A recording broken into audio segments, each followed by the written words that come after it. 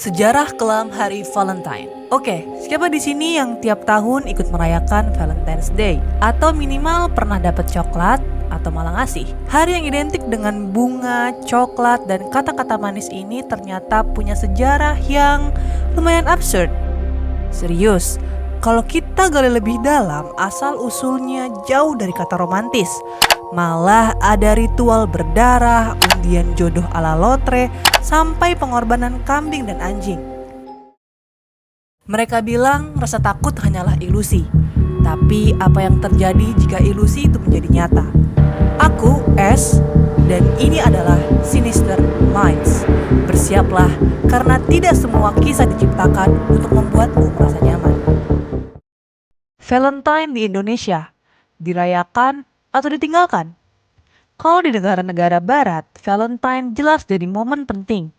Di Indonesia sendiri, perayaannya agak abu-abu. Menurut beberapa survei, sekitar 30-40% anak muda Indonesia masih merayakan Valentine dengan memberi coklat atau hadiah ke pasangan. Tapi di sisi lain, ada juga yang menolak.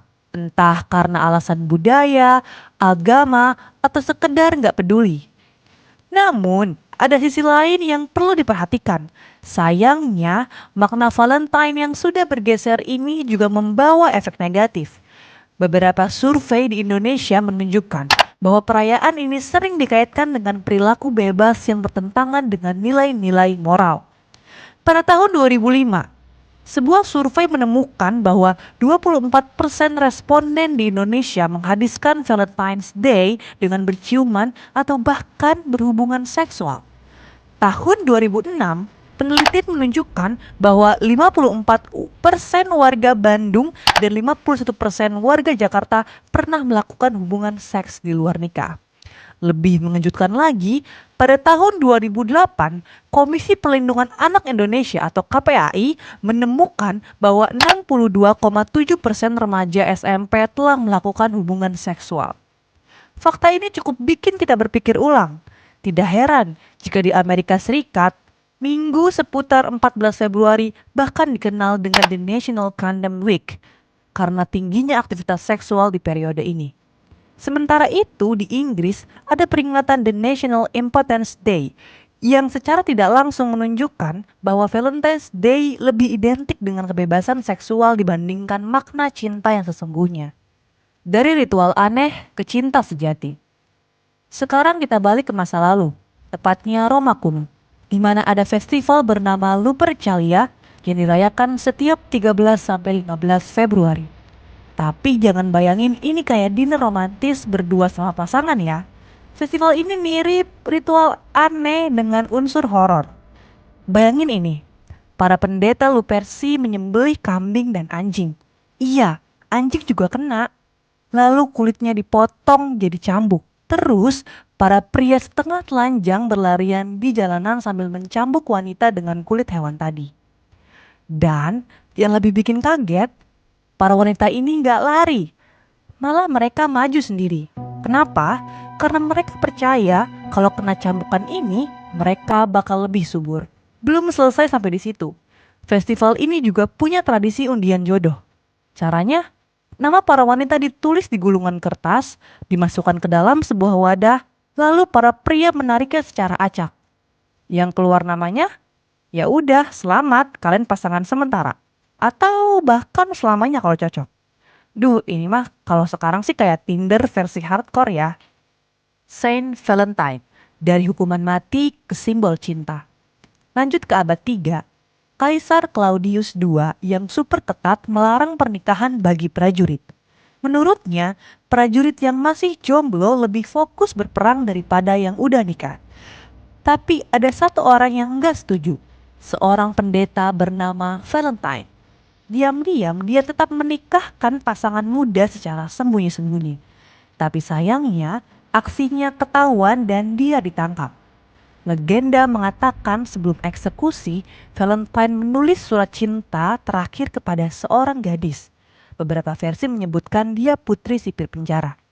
Dan menandatangininya dengan Form Your Valentine. Nah, dari sinilah konon tradisi menulis kartu Valentine berasal. Pada abad kelima, Paus Gelasius I akhirnya mencabut tradisi Lupercalia dan menggantinya dengan Hari Santo Valentine, biar lebih beradab dan sesuai ajaran Kristen. Tapi apakah benar-benar berubah jadi lebih romantis?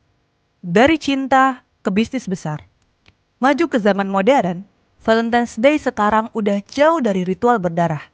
Tapi dari festival aneh ini, kita malah masuk ke era yang lebih kapitalis.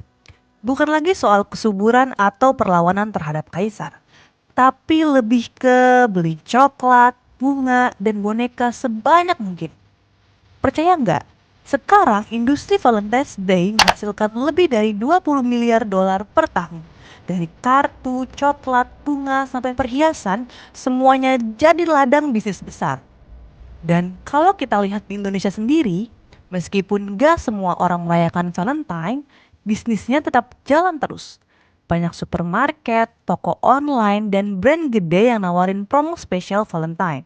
Bahkan ada yang jualan paket coklat edisi halal biar tetap bisa ikut tren tanpa rasa bersalah.